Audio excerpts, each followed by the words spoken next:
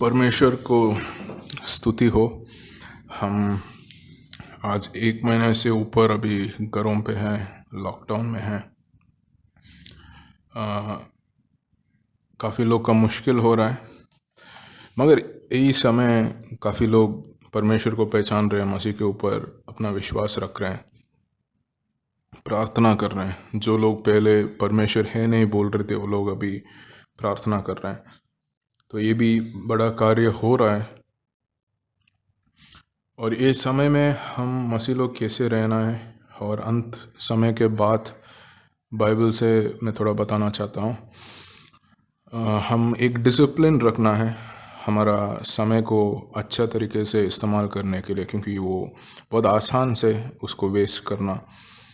और ये सब बहुत मुख्य समय है जिसमें हम परमेश्वर के ऊपर विश्वास करना है, हम प्रार्थना करना है बाकी लोगों के लिए, और उनको मसीह के बारे में बोल सकते गवाह बन के। और हमारा मुसीबत के बीच में भी हम मसीह के बारे में बता सकते हैं, और परमेश्वर फल लेके आता है उसके द्वारा। मतलब प्रेरितों 16 में हम देख सकते जैसे पौलुस और साइलस जेल में थे, काफ़ी मार हुआ है उनको, उसके बावजूद, दर्द के बावजूद वो लोग परमेश्वर को प्रार्थना कर रहे थे, आराधना कर रहे थे। जब भूकंप हुआ, वो लोग जेल को छोड़ के बाहर नहीं गए। फिर जेलर जब आए, उनको मसीह के बारे में बोले, और जेलर भी, उनका पूरा परिवार मसीह में आए। तो इसमें हम क्या देख सकते कि पौलुस और साइलस, उनका मुसीबत के बीच में भी आराधना, प्रार्थना और मसीह के बारे में बाकी लोगों का, दूसरे लोग को बताना, उसी में लगे हुए थे। दूसरा, हम संगति के बारे में देखेंगे कि अभी हम पहले जैसे कलीसिया आके हम संगति करते थे, वैसे हम संगति नहीं कर पा रहे हैं। मगर हम परमेश्वर के लिए धन्यवाद कह सकते हैं कि हमें कोई ना कोई तो रास्ता है, जैसे ये फ़ोन कॉल के द्वारा, नहीं तो कोई सोशल मीडिया, व्हाट्सएप और यूट्यूब, फेसबुक के द्वारा हम संगति कर रहे हैं अपने अपने घरों से। हम इस समय ये भी बात से समझना है, चर्च सिर्फ एक बिल्डिंग नहीं है, कलीसिया सिर्फ एक बिल्डिंग नहीं है। हम मसीही लोग कलीसिया हैं। हम लोग जब मिल रहे हैं, हम कलीसिया कहा जाता है। लूका का 21, मत्ती का 26 और मार्क का 13 में हम अंत दिनों में क्या होगा उसके बारे में लिखा हुआ है।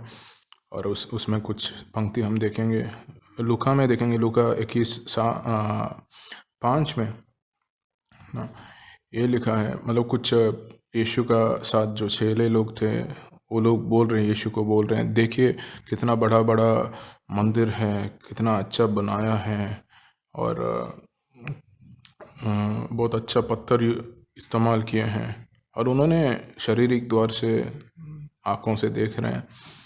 हमारा देश में भी काफ़ी अलग अलग मंदिरों हैं, जिसमें कोई मंदिर में सोना यूज़ किया है अच्छा करने के लिए, कोई जगह पे बहुत बहुमूल्य पत्थर यूज़ किया होंगे, और कोई मंदिरों में कलाकारी ज़्यादा है, पेंटिंग्स है।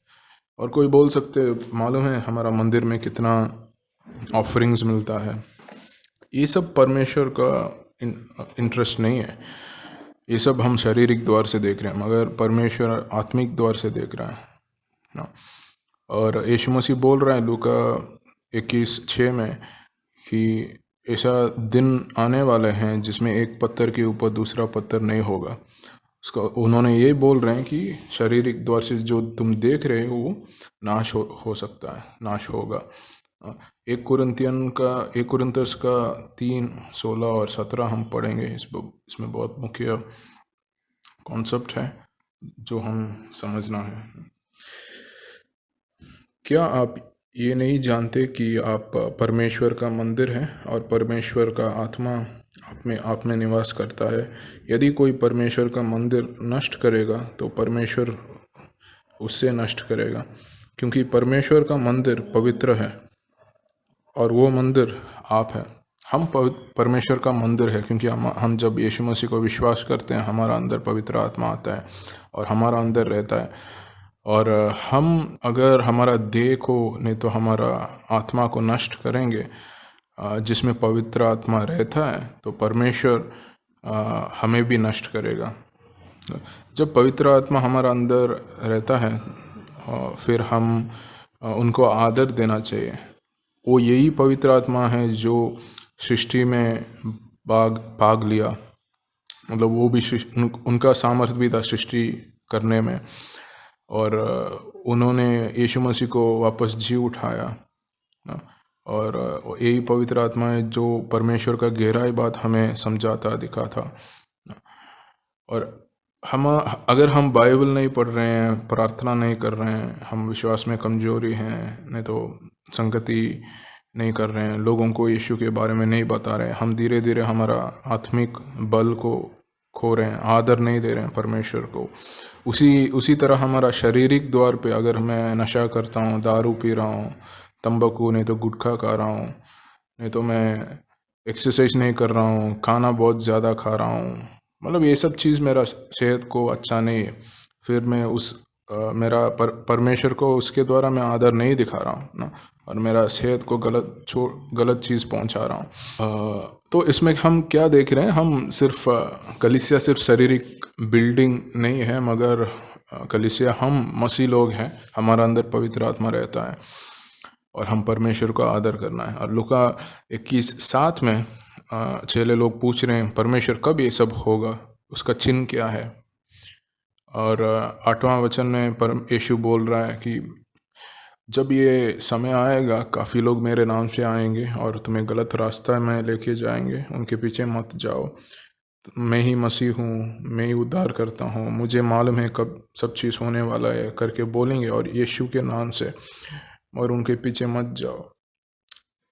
हम लोग कुछ समय पहले एक जगह पे एक गांव में थे मिशन ट्रिप के लिए, और उधर ये महाराष्ट्र में, और उधर देख रहे थे एक छोटा गांव था, बहुत अंदर था, फिर भी कुछ गलत प्रचारक लोग थे जो कलीसिया में नया नया जा रहे हैं, वो परिवार को जाके मिलते हैं, उनके साथ रह के कुछ दिन रह के भी उनको सिखाते हैं, गलत शिक्षा देते हैं जो बाइबल नहीं बता रहे, यीशु के ऊपर तुम्हारा उद्धार नहीं है, कोई और नाम से है करके। मतलब ये यीशु पहले ही बोल चुके हैं ऐसा होगा। और आजकल जब हम घर पे बैठते हैं, यूट्यूब फेसबुक के द्वारा काफ़ी मैसेजेस आता हैं, काफ़ी अलग अलग प्रचारक आते हैं, हम बहुत ध्यान देना है क्या सुन रहे हैं, किससे सुन रहे हैं, बाइबल के हिसाब से है क्या। प्रेरितों 17:11 में हम देख सकते हैं पौलुस बेरियंस के बारे में बोलते हैं, वो लोग सिर्फ सुनते नहीं मगर उन्होंने वापस अपना बाइबल में जाके चेक करते हैं, हाँ उसी हिसाब से है क्या, परखते हैं, उसके बाद ही वो विश्वास करते हैं, जब सही है तभी विश्वास करते हैं बाइबल के हिसाब से। क्योंकि ये गलत प्रचारक मेमने जैसे हैं, दिखते हैं बाहर से, मगर वो वुल्फ है ना, वो बड़ा जानवर है जो हमें काटने के लिए आए हैं। तो हम बहुत सावधान रहना चाहिए, हम अच्छा बुद्धि भी होना चाहिए पहचानने के लिए।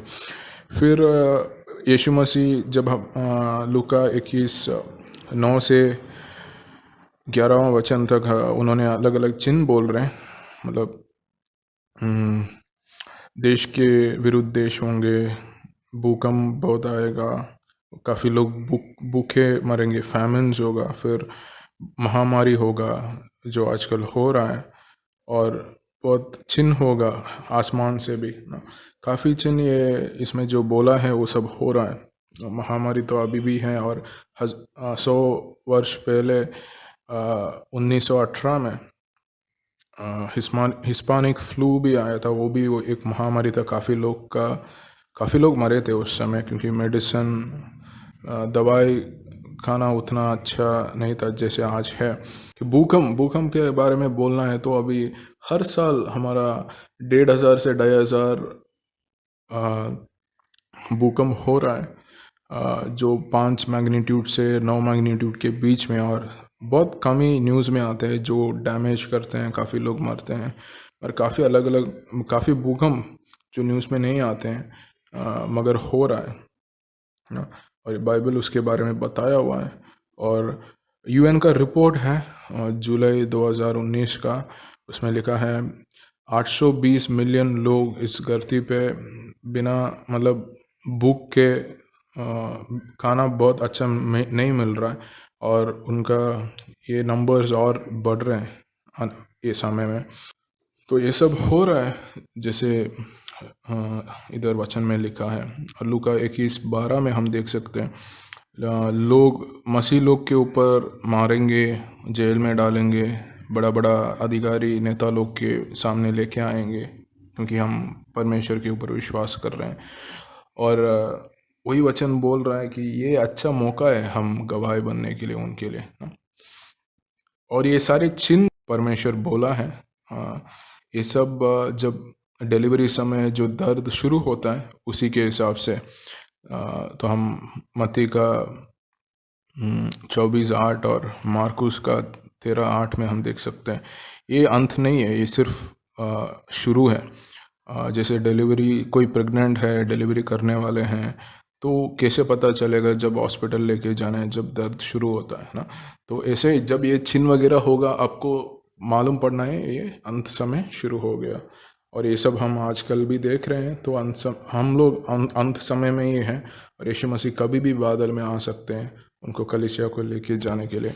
और मत्ती का 24:10 से 12 हम पढ़ सकते हैं। इस समय में काफ़ी लोग अपना विश्वास से हटेंगे, क्योंकि एक तो गलत प्रचारक उनको अलग दिशा, अलग मार्ग में लेके जा रहे हैं, और दूसरा काफ़ी लोग के बीच में झगड़ा, लड़ाई होता है, और प्रेम कम होता है क्योंकि काफ़ी पाप अधिक हो जाता है। ऐसा समय होगा, इस समय संसार के लोग भी ऐसे होंगे, और हम भी ऐसा हो सकते हैं, मगर परमेश्वर का मदद से हम ऐसा ना होने के लिए हम प्रार्थना करना है। और 2 तीमुथियुस का 3 अध्याय वचन 1 से 5 हम देख सकते हैं। उसमें लिखा है संसार के लोग कैसे कैसे होंगे अंत दिन में। कुछ बताता हूँ, जैसे वो खुद को बहुत प्रेम करते हैं, पैसा को बहुत प्रेम करते हैं, और अच्छापन को नफरत करते हैं। परमेश्वर के पीछे कोई मन नहीं होता है, और वो दिखाते हैं परमेश्वर के ऊपर कुछ श्रद्धा है, मगर वो बाहर रूप से दिखाते हैं, मगर उनका सच्चाई विश्वास नहीं होगा। फारिसी लोग, सादिसी लोग को भी ऐसा ही था, उनका वचन मालूम था, मगर विश्वास और उनका कार्य में उन्होंने उतना अच्छा नहीं थे। अभी संसार इस समय कैसे है? उनको परमेश्वर के बारे में मालूम नहीं है, डर है और सुरक्षित नहीं है, खुद को प्रेम करते हैं, सेल्फिश है, और कोई आशा, कोई शांति नहीं है। मगर हम लोग परमेश्वर को जानते हैं, वो हमें मालूम है, वो हम परमेश्वर हमें प्रेम करते हैं, वो हमें संभालते हैं, और उन्होंने हमें शांति और आशा दिया है। हम सुरक्षित हैं उनका प्रेम में, हम सेल्फिश नहीं हैं, बाकी लोग के बारे में भी हम सोचते हैं। और जैसे हमने पहले भी देखे, इस समय हम अच्छा इस्तेमाल करना है बाइबल पढ़ने में, प्रार्थना करने में, लोगों को मसीह के बारे में बताने में ना, क्योंकि ये मुख्य समय है। और ये भी समझना है हम लोग कलीसिया हैं, हम हमारा देह को, हमारा आत्मा को अच्छा संभालना है। हाँ, और हमारा जब मसीह है हमारा अंदर, तो शांति है, आशा है, घबराहट नहीं है, डर नहीं है। लोग उसको देखेंगे, लोग पूछेंगे तुम कैसे ऐसा रह सकते ये समय में। हम मसीह के बारे में बोल सकते हैं। जैसे पौलुस प्रेरितों 16 में हम देख रहे थे, पौलुस और साइलस मसीह के बारे में अपना मुसीबत के बीच में भी बोल रहे थे, और लोगों को वचन बांट रहे थे। हम भी वैसे कर सकते हैं, और परमेश्वर फल लेके आएंगे। सुनने के लिए धन्यवाद। आमीन।